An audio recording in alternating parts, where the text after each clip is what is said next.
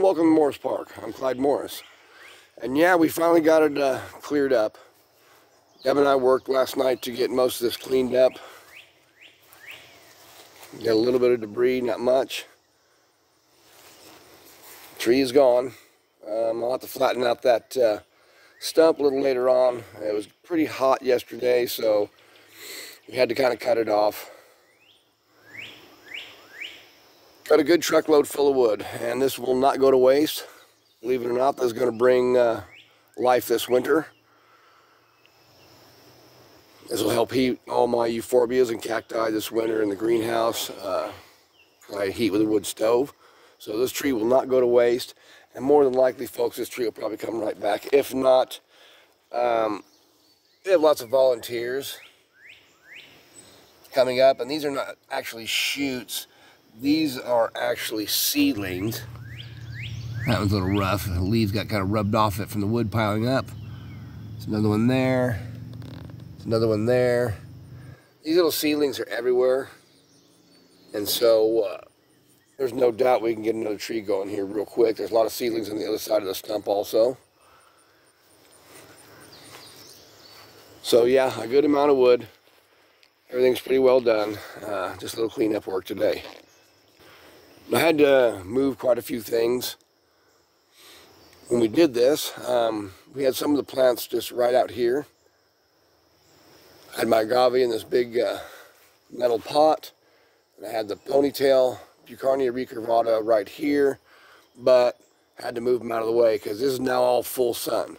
And these plants were a little bit shaded before. I like to keep my agaves kind of in a little bit of shakes to keep color better. Bucarnia there, we had it sitting on this little slab over here, and now it's going to be in full sun, so we kind of put it up under the tree so it wouldn't get burnt too bad. Also had to move my tillandsias in up under the tree. They were hanging in the old mimosa tree. Hung this one out over here. My big xerographica. There's a caput medusae up there. A couple of other ones in back of it, but anyhow, also my big Epiphyllum strictum. And one of my viewers was asking how to take care of this plant in one of my videos. Last bloom video I did on this plant. Anyhow, this Epiphyllum, I've had it for probably about 10 years or so. It was given to me by somebody that was moving. This Epiphyllum strictum, this is a species type. Now you're probably wondering what the black spots are, and that is actually from cold during the winter. My greenhouse can get down pretty cold during the winter, and so the Epiphyllums really don't like that. But this one's strong enough to kind of take it, because it can get down like in the 40s sometimes in my greenhouse, and it gets a little bit cold for these guys.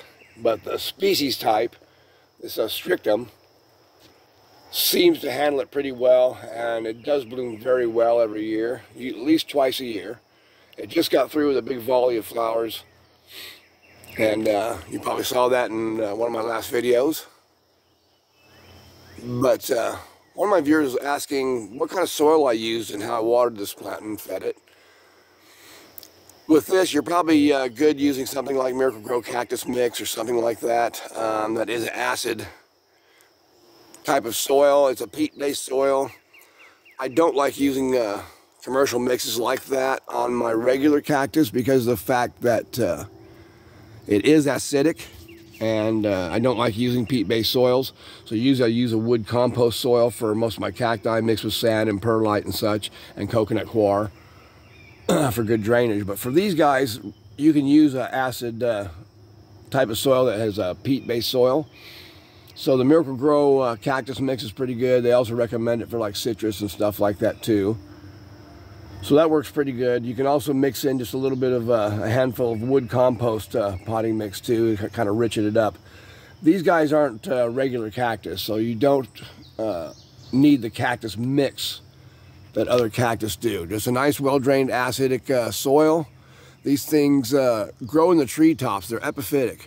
They grow in the treetops with bromeliads and orchids and such, and so oftentimes they don't need that cactus mix. They just need a good, well-drained, acidic mix. Now I feed this plant about once a month, and it gets a half-strength tomato fertilizer. Works the best. About August or so, late July, later this month, August, this will probably start forming buds again for another fall bloom.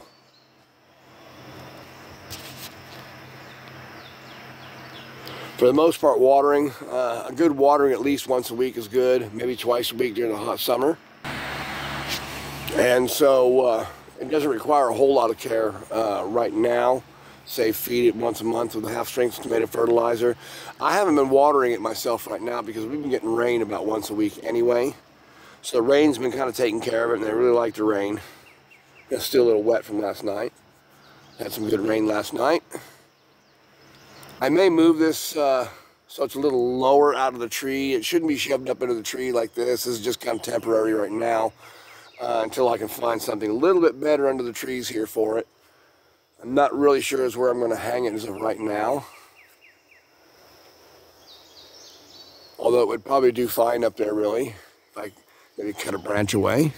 I may just cut a branch away from this mimosa and open it up a little bit, and it might be fine. You see it kind of goes up in there. But if I take that away, it may clear that up pretty good. These guys like to be kind of under the shade and get dappled sunlight, kind of like you're seeing right now. And mine does very well this way. And that's pretty much how I keep my Epiphyllum strictum. As I say, you don't want to get these guys too cold or you'll get the black spots. Or worse, some of the hybrids just won't take it and they'll just die.